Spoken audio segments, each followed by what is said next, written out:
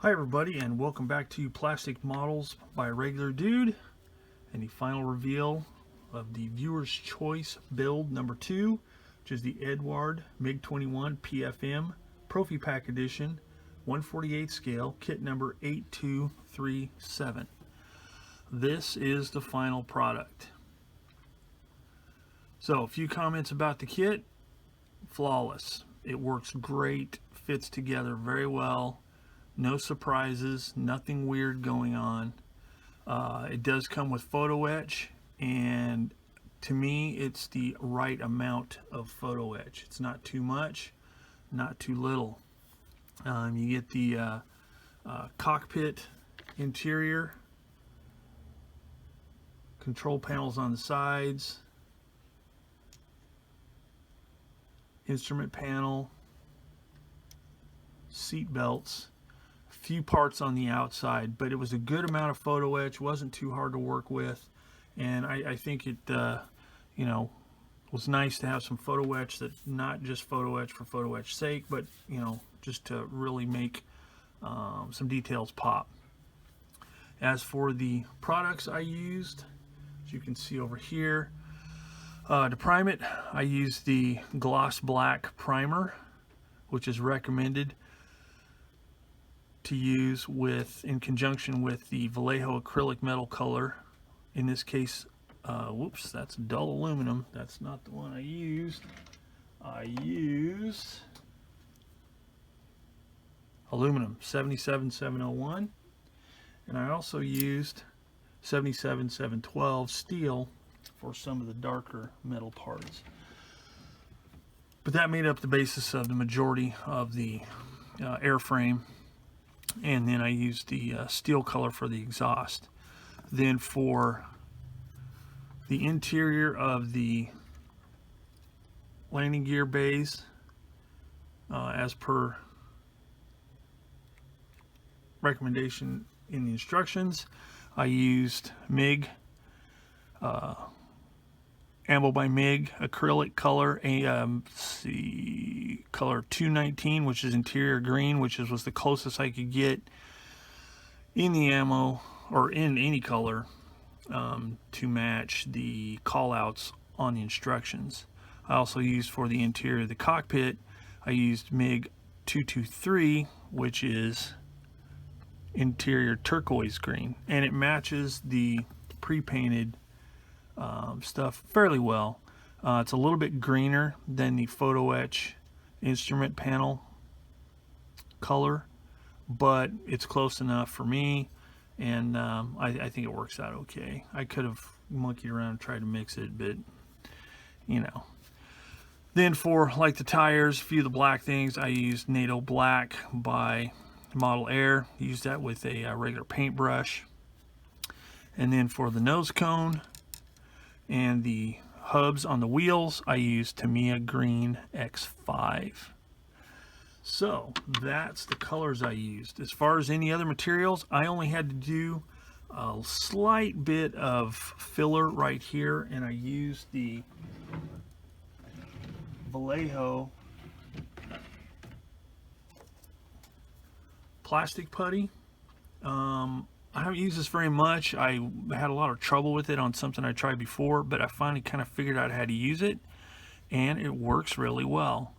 I was able to just squirt a bead of it along the edge of the seam that I wanted to fill, and then used a wet Q-tip and wiped it off, and voila, it was ready to roll.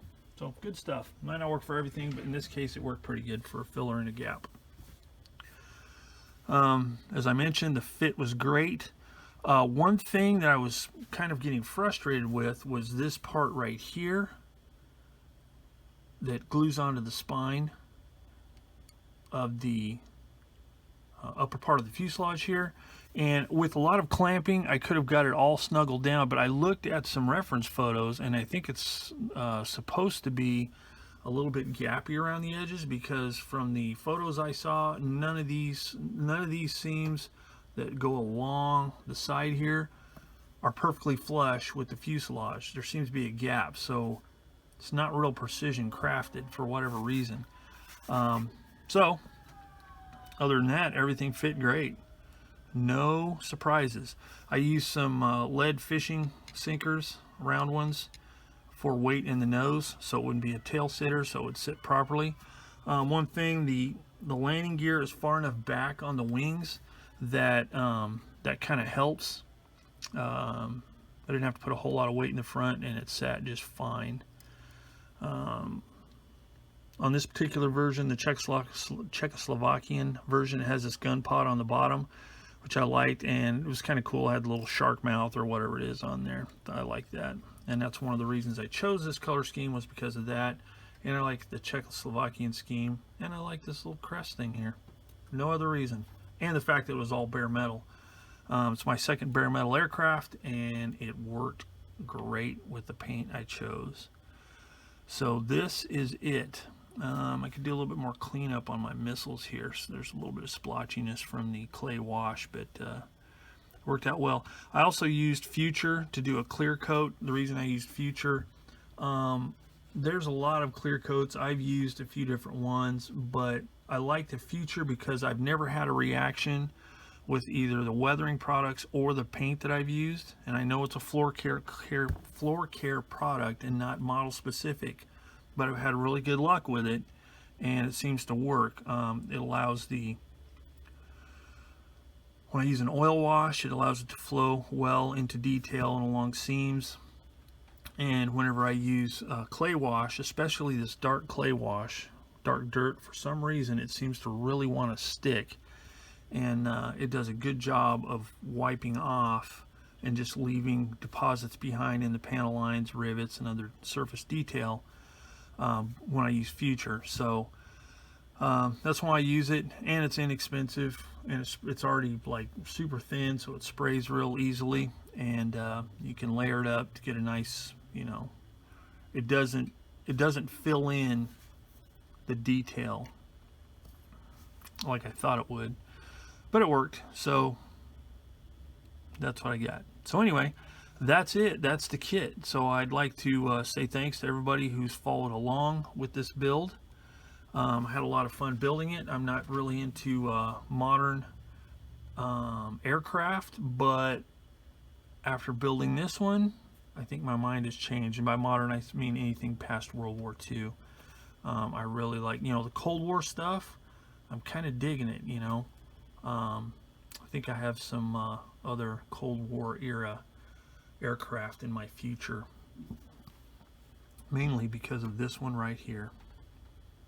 I'd also like to send out a special thanks to Peter Persson, my Swedish friend. He had a drawing on his channel for X amount of viewers or X amount of subscribers, and this was a kit he was giving away, and I happened to win it, and I am really, really stoked. So Peter, if you're watching this, I want to say thanks again for letting me be a part of that drawing, and I'm glad that I won.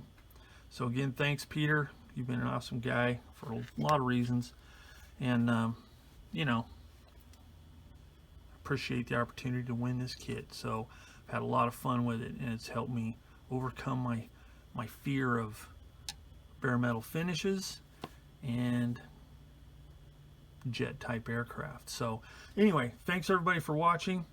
I hope I didn't bore you with this video, and I hope you got a good enough look at the aircraft.